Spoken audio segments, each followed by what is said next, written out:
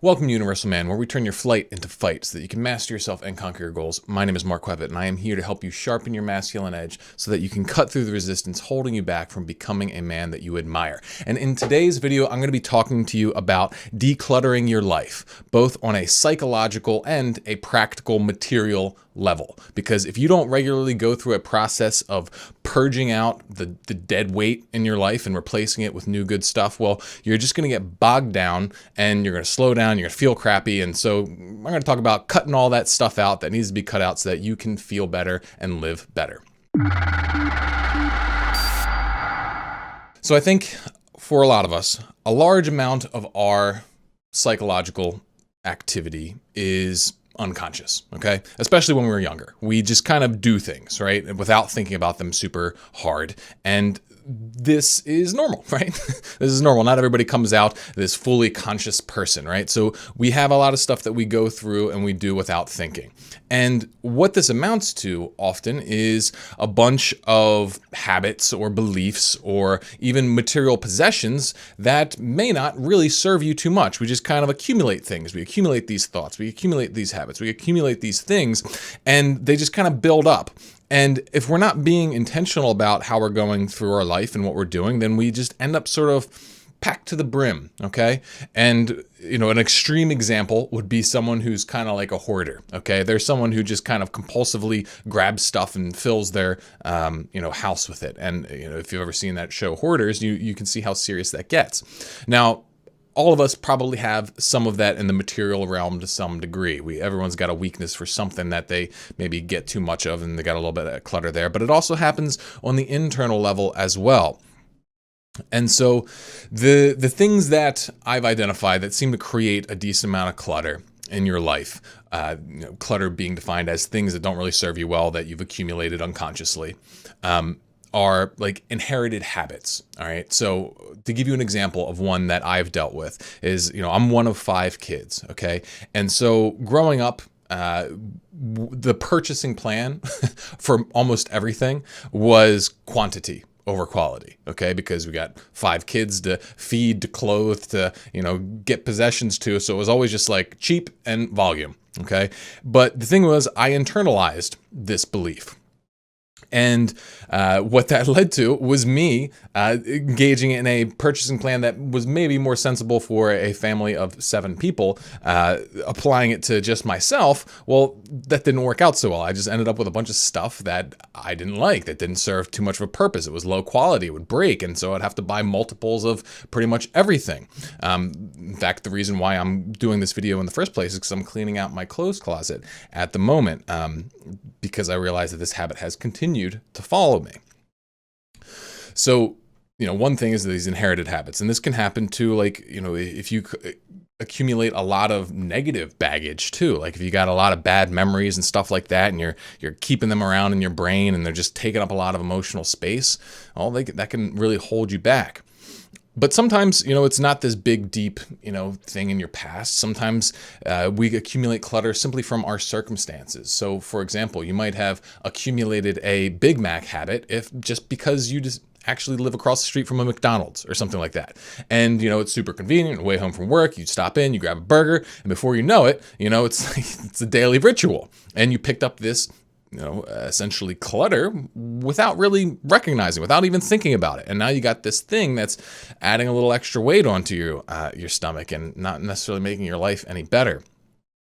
And then sometimes, it even just comes from hobbies. Everyone's got stuff that they're interested in. Like, I've got a bunch of like music equipment, and I've got other kinds of like video games and things like that. And it can be a thing where, I just buy something because it's there and it's like it lines up with my interest. But I never, if you don't take the time to sit down and ask yourself, is this thing really good for me? Do I really want this? Well, you might just end up with a whole bunch of stuff you're not even using. Sometimes I'll get this way with books. I'll just buy a bunch of books because they all sound awesome. And I don't even have enough time to get around to read all of them. And it creates kind of this psychological weight. I swear it's there. Because sometimes you don't notice it in the moment, but if you take the time to actually clean it out, all of a sudden you find yourself, so much cleaner, so much lighter. It feels so good to shed that stuff.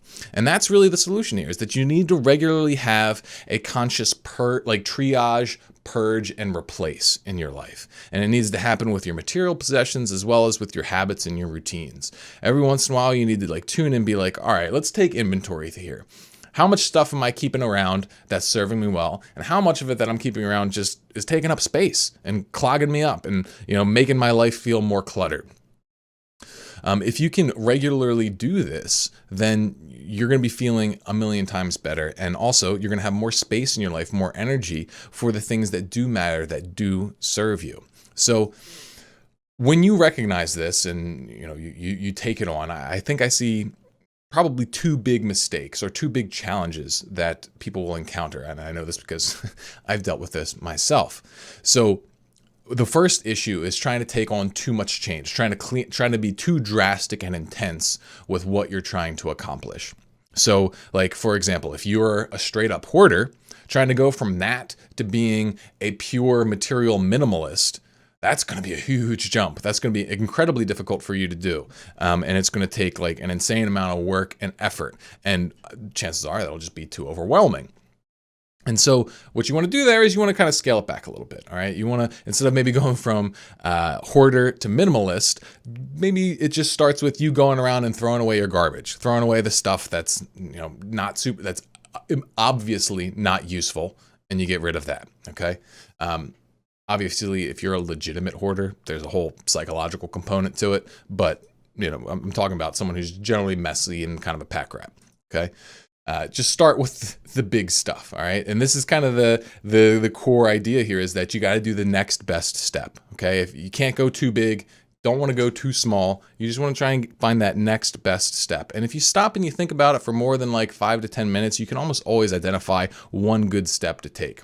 Another example would be, you can't go from being going on a purely junk food diet to being like a raw vegan. All right. I don't even know why you would want to be a raw vegan in the first place, but it'd be very difficult to make that kind of transition. So, start with maybe just a simple thing of like, all right, I'm going to make sure I have at least a lean protein and a vegetable every day. Start there. Okay. That's a good one. If you take on too much, it's going to be overwhelming. You're not going to do it. And or if you take on too little, then I don't know, it probably is not going to have enough psychological incentive. It's not going to really be valuable enough. You're not going to feel enough reward from it to really keep it going. So it's like finding that middle spot, that what I would call the next right step or the next best step. Okay. And so one more example here would be, if you're completely disorganized with your time, you've accumulated a lot of just kind of random whirling in your life, just a lot of internet surfing, just cluttered down by that, to go from that to someone who has literally every single minute of their day planned and meticulously ordered, not going to work. So maybe just start with like every day writing down the 3 major things you want to get done. Okay. That's a good next best step. And this kind of follows what you might call the slight edge principle. If you check out that book, The Slight Edge by, can't remember his name, but yeah, the book's called The Slight Edge. Very good. But it's basically like, the big obstacles to properly engaging in this purge and replace are that, 1, you take on too much and overwhelm yourself, or 2, you just get too overwhelmed and don't do anything, right? So it's do something and do it well. And this is kind of inspired in a lot of ways by Jordan Peterson's clean your room idea. And you probably already noticed that is that, Jordan Peterson, he's become famous for telling people to clean their room. And the whole idea behind that is that, hey, you start with these little changes. You start with that immediate area of chaos that you're willing to step into and do something for it. All right. And so you got to look at the pain points in your life. Look at the areas in your life that are in disarray. If it's too painful, if it's like too much of a big issue, well, maybe that's not the place to start. Maybe you start with a smaller area, okay? And you clean that up. And once you clean that up, you're going to feel a little bit better. You're going to clear out your head. And it's going to make you level up a little bit in life. And the magical thing that happens is if you just keep taking this next best step, you're automatically going to be leveled up through layers of sophistication and complexity. Okay. So for example, another thing that I've been doing lately is I've reworked my fitness routine. All right. And I've been lifting for about 8 years at this point. So me cleaning up my fitness routine is going to look far more complicated than someone who's taken their first steps into fitness. I've got like this full big, breakdown template of like, a 6-day split and that kind of thing. Okay. And I can do that because I can build on the knowledge and experience that I've already built up. Okay. And so a lot of people, basically what I'm saying is that once you get a certain level of sufficiency in an area, a certain level of understanding, a certain level of clarity and structure, then adding that next layer is trivial in a sense. It's not that big of a deal. But if you try to take too many steps at once, that's where, you're going to fall flat on your face. So I guess my challenge to you in this video is to first triage your life. All right. Look at the areas in your life, both on the internal and the external level. Look at your material possessions and then also look at your habits. All right. And ask yourself, where is there some clutter that's gumming up my success, that's gumming up my happiness, my freedom, my, all that kind of stuff. And then just figure out what's that next best step. Where can I take things? I can clean something up, throw away something old, and bring in something new. And, you might be surprised at how simple making yourself feel a lot better really is. Okay. So that's what I have for you guys today. Thank you so much for tuning in. I hope you found this valuable. As always, I love to hear your feedback and your insights. Let me know in the comments below where you're going to start cleaning up your life. All right. So with that, stay sharp and I'll see you in the next one.